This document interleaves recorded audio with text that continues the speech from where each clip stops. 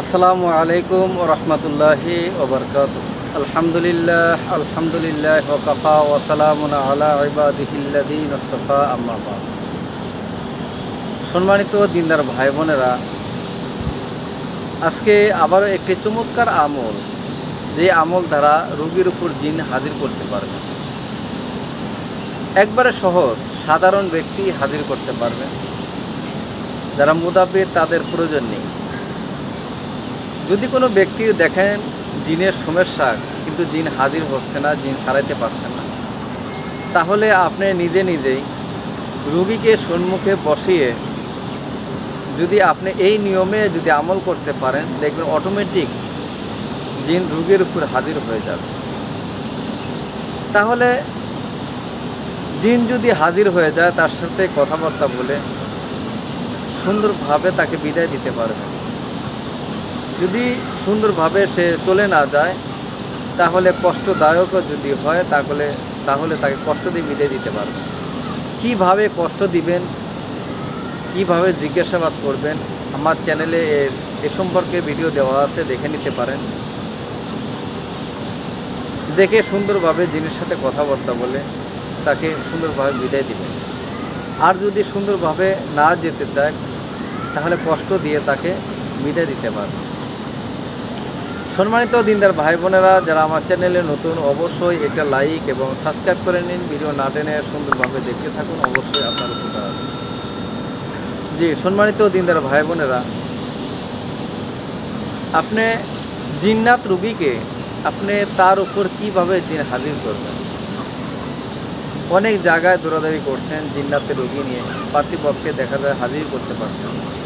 মুদাব্বিরের কাছে নিয়ে গেছেন, কবিরাজের কাছে নিয়ে গেছেন, তারা জিন হাজির করতে পারছে না। কিন্তু বাসায় আসার পরে দেখা যায় আবার জিন পুনরায় হাজির হয়েছে। যদি এরকম সমস্যা যদি হয়ে যায়, তাহলে আপনি নিজে নিজেই এই আমল করে জিন্নাতকে হাজির করে জিন ছাড়িয়ে দিতে পারবেন।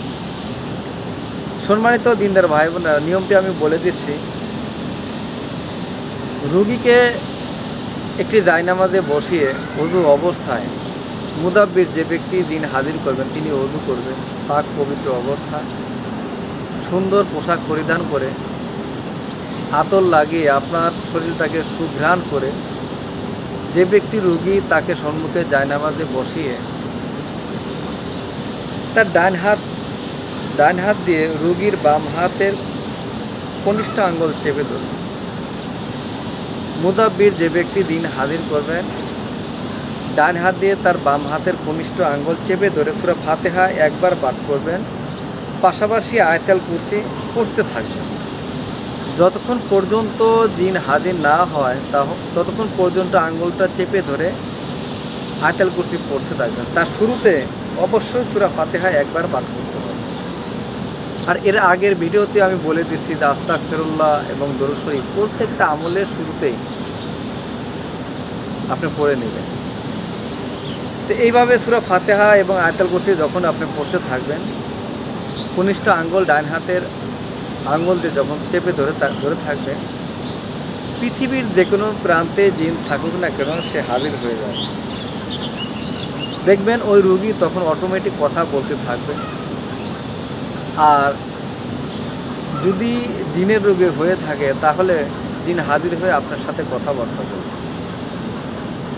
তখন আপনি তার সাথে কথাবার্তা বলে সুন্দরভাবে বিদায় দিতে পারবেন। বিদায় দিয়ে জিনের রোগীকে আপনি সুস্থতা করতে পারবেন। যে সম্মানিত দিনদার ভাই বোনেরা, যদি জিনের রোগী এরকম হয়ে থাকে, তাহলে আপনি জিন ছাড়িয়ে তাকে 7 বার আয়াতুল কুরসি এবং 4 কুল পরে কিছু পানির ভিতর দম করে ওই জিনের রোগীকে যদি আপনি গোসল করিয়ে দিতে পারেন, আশা করা যায় ইনশাআল্লাহ তাআলা পরবর্তী ওই জিন আর রোগীর উপর আসবে না, কোনো সমস্যা করবে না। সম্মানিত দিনদার ভাই বোনেরা, ভিডিওটা যদি দেখে ভালো লাগে, অবশ্যই একটা লাইক এবং সাবস্ক্রাইব করে পাশে থাকবেন। কেননা প্রতিদিন আমি আপনাদের সম্মুখে সুন্দর সুন্দর আমল এবং তদবির নিয়ে উপস্থিত। ধন্যবাদ। পরবর্তীতে সাক্ষাৎ হবে অন্য কোনো বিষয় নিয়ে। আসসালামু আলাইকুম ওয়া রাহমাতুল্লাহি ওয়া বারাকাতুহু।